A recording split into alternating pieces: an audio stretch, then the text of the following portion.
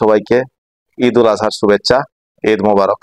এবং আজকের এই সিলেট এফসি পরিবার যারা সম্পৃক্ত রয়েছেন এবং এই ভিডিওটি যারা দেখবেন তাদের সবাইকে ধন্যবাদ এবং শুভেচ্ছা জানাচ্ছি।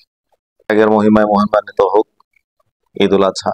আমরা যেন আমাদের প্রত্যেকেরই মনের পশু কেনে মনের পশুটাকেই কুরবানি দিই। আসসালামু আলাইকুম। সম্মানিত ইউনিয়নবাসী এবং দেশ এবং প্রবাসের সবাইকে ঈদ উল আজহার শুভেচ্ছা, ঈদ মোবারক। ত্যাগের মহিমায় মহিমান্বিত হোক ঈদ উল আজহা। আমরা যেন আমাদের প্রত্যেকেরই মনের পশু কেনে মনের পশুটাকেই কুরবানি দিই।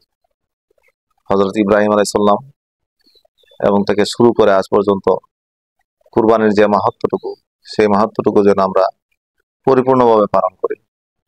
এবং আপনাদের সকলের প্রতি আহ্বান যে আমরা 2022-এর যে বন্যায় আক্রান্ত হয়েছিলাম, ঠিক অনুরূপভাবে এবারও আমরা বন্যায় আক্রান্ত। যারা সামর্থ্যশালী বিত্তশালী রয়েছেন, যারা কুরবানি দিবেন, তাদের প্রত্যেকের প্রতি আহ্বান থাকবে যারা বনবাসী মানুষ বন্যায় ইতিমধ্যেই পানিবন্দী হয়ে গেছেন, তাদের প্রতি নজর রাখবেন।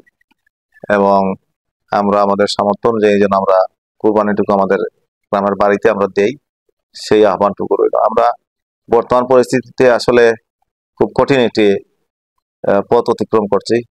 আমরা ইতিমধ্যেই আসলে মানুষকে কুরবানি বিমুখের যে প্রচারণা হচ্ছে, সেটি আমাদের জন্য অত্যন্ত ন্যাক্কারজনক। আমরা দেখেছি যে অনেকেই আসলে এখন কুরবানির টাকাটা মানে খুব কম অঙ্কের টাকা। আমরা ফেসবুকেও দেখেছি যে আপনি যদি শরিকানে কুরবানি দিতে চান তাহলে মাত্র 21,500 টাকা দিলে ওনারা কুরবানি আদায় করে দেন।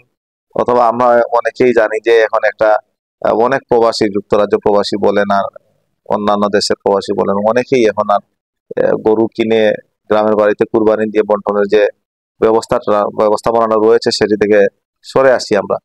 আসলে এটি আমাদের কখনো উচিত নয় যে কুরবানি আপনার উপর ওয়াজিব। আমরা জানি যে ঠিক আছে, একটি ছাগল কুরবানি দিলেও সেটি হয়ে যায়, কিন্তু আসলে আমরা আমাদের যে হক, আমাদের গরিব, আমাদের অসহায় মানুষ যারা রয়েছে, যাদের পাওনা আমাদের কাছে রয়েছে, হক, গরিবর হক, এই হক আদায় করাটুকু আমাদের আসলেই কর্তব্য। আমরা আশা করব, আমি অনুরোধ করব আপনাদের কাছে যে আমরা সবাই যেন আমাদের নিজ নিজ অবস্থান থেকে আমরা বাড়িতে এসে কুরবানিটুকু দেই এবং আমাদের গরিব গুরবা যারা রয়েছেন, আমাদের পাড়া প্রতিবেশী আত্মীয় স্বজন, তাদের কাছে মাংসর বন্টনটুকু যেন সুব্যবস্থা করে দিই। আবারও সবাইকে ঈদ উল আজহার শুভেচ্ছা, ঈদ মোবারক। এবং আজকের এই সিলেট এফসি পরিবার যারা সম্পৃক্ত রয়েছেন এবং এই ভিডিওটি যারা দেখবেন তাদের সবাইকে ধন্যবাদ এবং শুভেচ্ছা জানাচ্ছি।